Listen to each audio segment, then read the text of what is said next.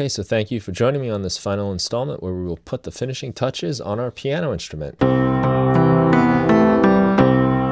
So we've got it all set up where we've got two different chains with two different samplers that have two different samples of the piano. One's playing backwards, one's playing forwards, and we can adjust the volume of those particular samplers.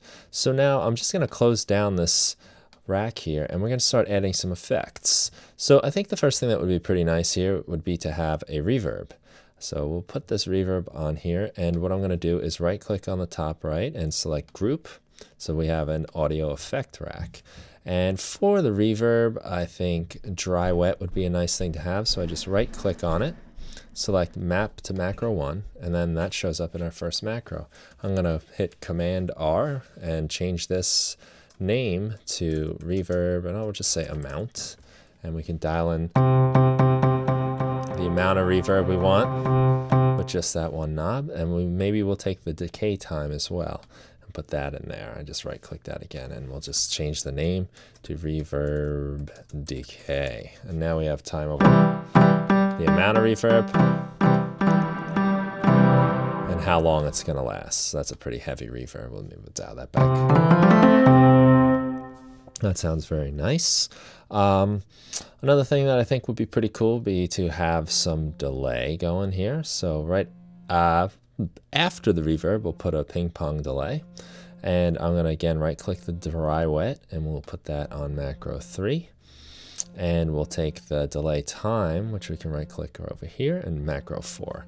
I'll go ahead and rename these to delay amount and delay time.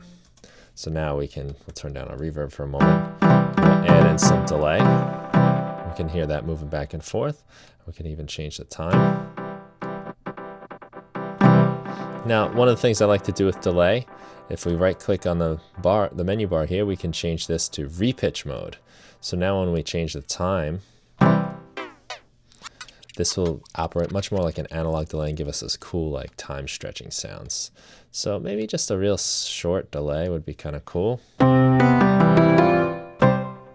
Just like that, and a touch of reverb. Since we're going for this kind of old sound, this dirty sound, I'm going to use the vinyl distortion. So we get a little like sound like our sample came off a record player. I'm going to turn up the volume just a little bit so we get just a little crackling there.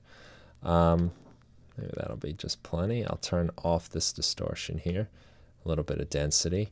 And what I'll do is I will map the volume of the vinyl to macro 5. So we'll have some control over the volume. We can go very extreme or just a little bit. So now our piano sample has this kind of like it came off a record kind of feel, which is pretty cool. One of the problems though we have here is now that this is always going, even when I'm not playing, we get this vinyl distortion, and we don't really want that. So I'm going to take the gate and I'm going to put that right after the vinyl distortion, and now you'll hear that it totally cut out the vinyl, and we can see the little bit of noise that the vinyl's making.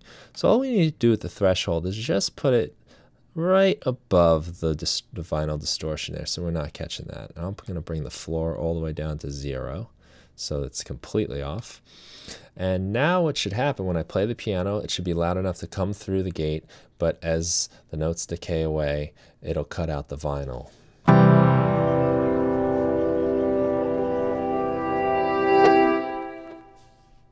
And maybe we'll make this release a little bit longer so it's not quite so sudden. Maybe about, we'll make it 100, 200, right about there. And we get some nice vinyl crackle. We might even turn that up a little bit and just make sure it's not coming through the gate. And I can turn it down. We can work that into taste, depending on just how dirty we want this sound to be. Now, it might be a good idea too to just work in the threshold here on these macro knobs so that we can adjust this. If we add too much vinyl distortion, we're going to have to also raise the threshold of our gate. So we'll bring that back down a little bit, and we'll maybe leave the gate right there. I'll rename these. All right, vinyl amount, and I'll write gate thresh. And that should be just enough, because what we're now going to do is group these two together and make one big rack. So let's rename this to effects, And I'll close this up, and I'm going to select both of these, hit Command G, or you can again right click up top and select group. Now you hear our vinyl is kind of peeking through, so we're going to just raise the threshold of the gate some. And now what I'm going to do, I'll rename this to piano, and I'm going to just map all my macros now over to this rack.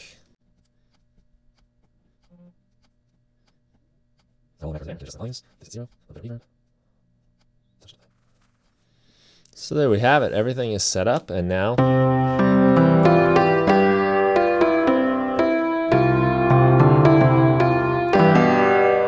we've got a nice little piano instrument. So I hope you enjoyed this little tutorial, and you can download this pack, this instrument, as well as the live sets on Splice. Splice is, again, that great collaboration tool, which I urge you all to check out. And thanks a lot for stopping by. This is AfroDJMac. Take care.